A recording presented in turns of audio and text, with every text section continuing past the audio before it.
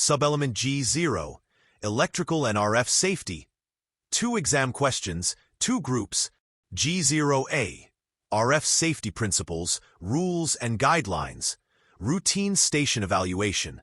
G0A01A. What is one way that RF energy can affect human body tissue? A. It heats body tissue. B. It causes radiation poisoning. C. It causes the blood count to reach a dangerously low level. D. It cools body tissue. G0A02D. Which of the following is used to determine RF exposure from a transmitted signal? A. Its duty cycle. B. Its frequency. C. Its power density. D. All these choices are correct. G0A03D. 97.13C. 1. How can you determine that your station complies with FCC RF exposure regulations? A. By calculation based on FCC OET Bulletin 65. B. By calculation based on computer modeling. C. By measurement of field strength using calibrated equipment. D. All these choices are correct. G0A04D. What does time averaging mean when evaluating RF radiation exposure? A. The average amount of power developed by the transmitter over a specific 24-hour period. B. The average time it takes RF radiation to have any long-term effect on the body. C. The total time of the exposure. D. The total RF exposure averaged over a certain period. G0A05A. 97.13C. 2. 1.1307B. What must you do if an evaluation of your station shows that the RF energy radiated by your station exceeds permissible limits for possible human absorption? A. Take action to prevent human exposure to the excessive RF fields. B.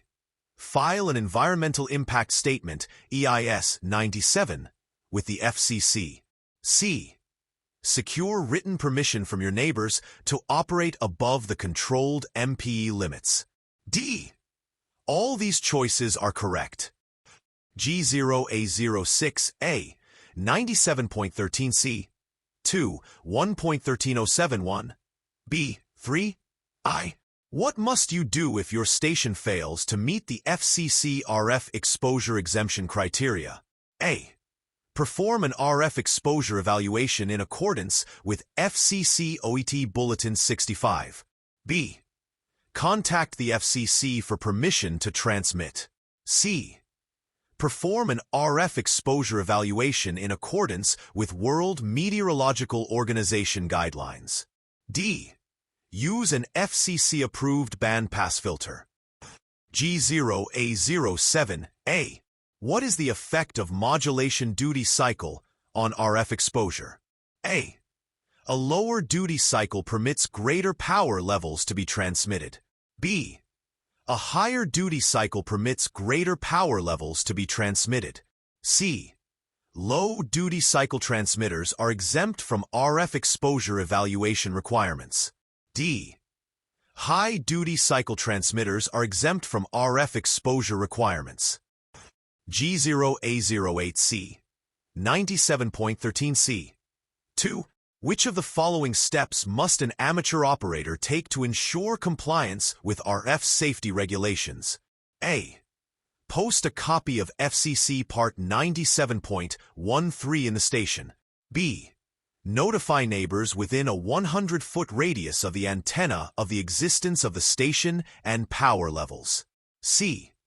Perform a routine RF exposure evaluation and prevent access to any identified high-exposure areas. D. All these choices are correct. G0A09B. What type of instrument can be used to accurately measure an RF field strength? A. A receiver with digital signal processing, DSP. Noise reduction. B. A calibrated field strength meter with a calibrated antenna. C. An SWR meter with a peak reading function. D. An oscilloscope with a high-stability crystal marker generator. G0A 10C.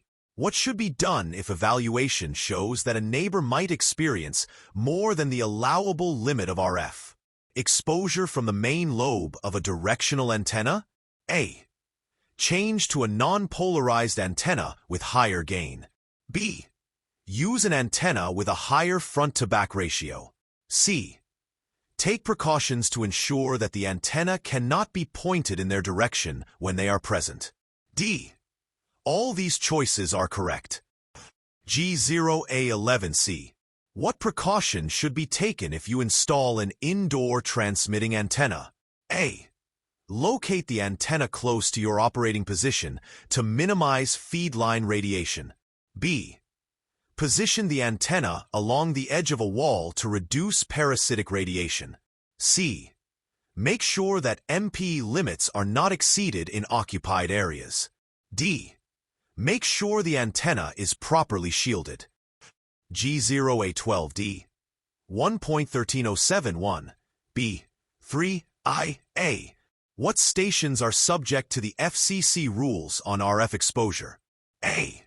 All commercial stations. Amateur radio stations are exempt. B. Only stations with antennas lower than 1 wavelength above the ground. C. Only stations transmitting more than 500 watts PEP. D. All stations with a time average transmission of more than 1 milliwatt.